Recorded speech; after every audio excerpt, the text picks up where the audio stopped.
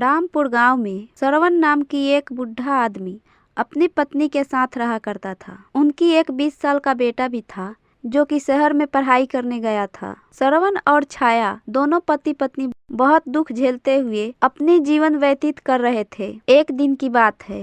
अरे छाया, किधर हो तुम? घर में कुछ खाने को है? बहुत जोरों से भूख लगी है। अरे हाँ, खाने को है, लेकर आती हूँ, जरा रुको तो। लेकिन राजेश के पापा, ये खाना तो सिर्फ एक ही टाइम की है, कल सुबह हम दोनों क्या खाएंगे? अरे कल सुबह होने तो दो, कल का कल देखेंगे, उसमें क्या है। दोनों पति पत्नी थोड़ा थोड़ा भोजन किए और सो गए। फिर कल सुबह दोनों खेतों में काम करने के लिए चले गए। बिना खेतों में काम किए भोजन कहाँ से आता। दोनों बेचारे बहुत काम करते थे और थक जाते थे। अरे सुनते हो राजेश के पापा, अब मैं थक चुकी हूँ, मुझसे अब और काम नहीं होगा। अरे ठीक कह रही हो राजेश की माँ, हम भी थक चुके हैं, अब चलो घर चलते हैं। ना जाने हमारे बेटे की कब पढ़ाई पूरी होगी और कब आएगा हमारे पास। आप देखिएगा राजेश के पापा, हमारे बेटे आएंगे तो फिर हम दोनों की दुख छूट जाएगी। अरे हाँ राजेश की माँ, हमारा बेटा पढ़ाई करने गया है, पढ़ाई करके आएगा तो उसे नौकरी मिल जाएगी, तो हम दोनों का सब दुख छूट जाएगा। फिर वे दोनों आते हैं और आकर हाथ मुंह धोकर खाना उना खाकर सो जाते हैं। ऐसे ही कुछ दिन बीत जाता है। एक दिन वहाँ पड़ोस की औरत आती है और बोलती है, अरे दीदी, आपका बेटा अभी तक घर वापस नहीं आया? अरे नहीं बहन, अभी तक तो नहीं आया। वो आएगा भी कैसे, अभी तक तो उसका पढ़ाई चल रहा है ना। अरे नहीं दीदी, उसका पढ़ाई कब का खत्म हो गया। अच्छा, तो तुम ये सब कैसे जानती हो? अरे मेरा भी बेटा वहीं पे पढ़ाई कर रहा था, उसका तो छुट्टी हो गया और देखिए अच्छा नौकरी लेकर आया है वो। भाई हम तो धन्य हो गए ऐसा बेटा पाकर। अरे दीदी, आपसे मैं एक बात बोलूं, बुरा तो नहीं मानिएगा ना? अरे नहीं, बोलो ना, क्या बात है? अरे दीदी, मैंने सुना है आपके बेटे ने किसी लड़की के चक्कर में है। क्या? तुम ये कैसे जानती हो कि मेरे बेटे किसी लड़की की चक्कर में है? किसने कहा तुमसे? अरे दीदी, मैंने कहा नहीं, मेरा भी बेटा वहीं था। नहीं, तुम ये सब झूठ बोल रही हो, ऐसा नहीं हो सकता है, हमारा बेटा ऐसा नहीं है। आपका बेटा है, आप ही जानिए। ऐसा बोलकर वो पड़ोसन वहाँ से चली जाती है। अरे सुनते हो राजेश की पापा? अरे क्या बात है, इतना तुम घबराई हुई क्यों हो? देखिए ना, वो पड़ोसन क्या बोल कर गई हमारे बेटे के बारे में। अरे क्या बोल कर गई है? वो बोल कर गई है कि हमारे बेटे किसी गलत रास्ते पर चल पड़ा है। अगर ऐसा हुआ तो हम दोनों तो बर्बाद हो जाएंगे, इतने दिनों के मेहनत बेकार हो जाएगी और हम दोनों की बुढ़ापे की सहारा कौन बनेगा? अच्छा, अब हम क्या करें, जो किस्मत में होगा वही होगा।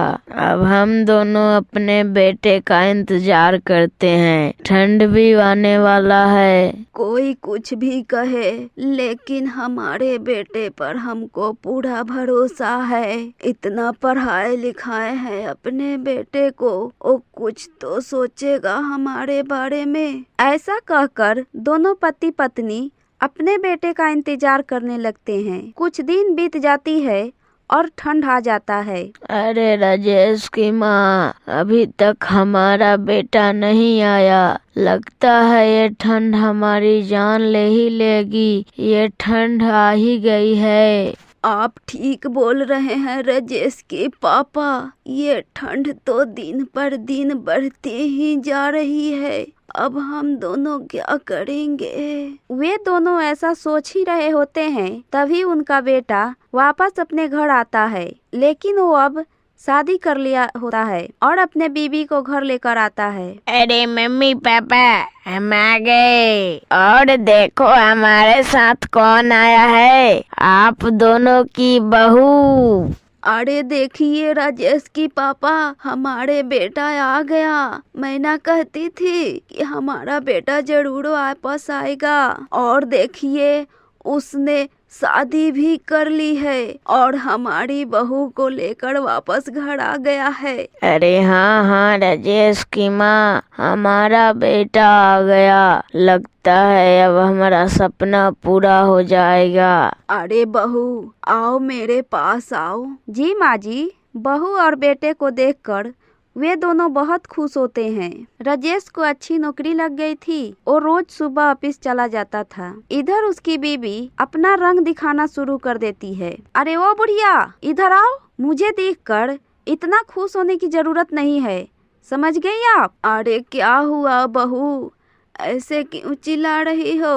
अरे माँ जी, मैं चिल्ला कहाँ रही हूँ, मुझसे ये खाना वाना नहीं बनेगा, आप बना दीजिए। क्या इतना ठंड में मैं खाना बनाऊंगी। अब बूढ़ी हो चुकी हूँ मैं, अब मुझसे ये ठंड बर्दाश्त नहीं होगा बहू। ठंड नहीं बर्दाश्त होता है तो मैं क्या करूं, मुझसे क्या ठंड बर्दाश्त हो जाती है। सुन रहे बुढ़िया, मैं शहर के रहने वाली हूँ, समझी, मुझसे ये सब नहीं होगा। अरे राजेश की माँ, तुम काम कर रही हो और बहू कहाँ है। अरे बहू थक चुकी है, इसीलिए वो आराम कर रही है। मैंने सोचा कि मैं बैठी बैठी क्या करूँगी, इसीलिए काम करने लगी। राजेश की माँ ऐसा कह के बात को टाल देती है और काम करने लगती है। ऐसा राजेश की बीबी रोज रोज करवाने लगती है। राजेश को ऑफिस जाने के बाद राजेश की माँ ठंड में कांप कांप कर काम कर रही थी और अपने किस्मत को कोस रही थी। हाय रे मेरी किस्मत, मैंने क्या सोचा था और क्या हो गया। इस समय इतना ठंड में मुझसे और काम नहीं होता, अब मैं क्या करूं। ऐसा कह राजेश की माँ रोने लगती है। तभी जंगल से एक चुड़ैल आती है। वो चुड़ैल अपने शिकार की तलाश में गांव में आती है। इतनी रात को उस बुढ़ी को रोते हुए देख वहाँ पर चुड़ैल आ जाती है और बोलती है, अरे इतनी रात गए, तुम क्यों रो रही हो, तुम्हें क्या हुआ है, मुझे बताओ। अरे चुड़ैल चुड़ैल मुझे बचाओ कोई, अब मैं ऐसे ही मर जाऊंगी। ठंड इतना है, ये मुझसे और नहीं बर्दाश्त हो रही है, ऊपर से ये चुड़ैल कहाँ से आ गई। अरे नहीं नहीं, मैं तुझे कुछ नहीं करूंगी, तुम डरो मत। मुझसे ये पहले बताओ, तुम क्यों रो रही हो। अब मैं तुझे क्या बताऊं, मेरी बहू मुझसे सारा काम करवाती है और ठंड में ऐसे ही मुझे छोड़ देती है। इतना अरमानों से मैंने अपने बेटे को पोसा पाला, पढ़ाया लिखाया, लेकिन मेरी बहू मेरी कदर नहीं की। अरे बहन तुम चुप हो जाओ, ऐसे ही मेरे बेटे और मेरी बहू मुझको दुख देकर ठंड में मार डाला, इसलिए मैं चुड़ैल बन गई और जो मेरे साथ हुआ वो तुझे नहीं होने दूंगी।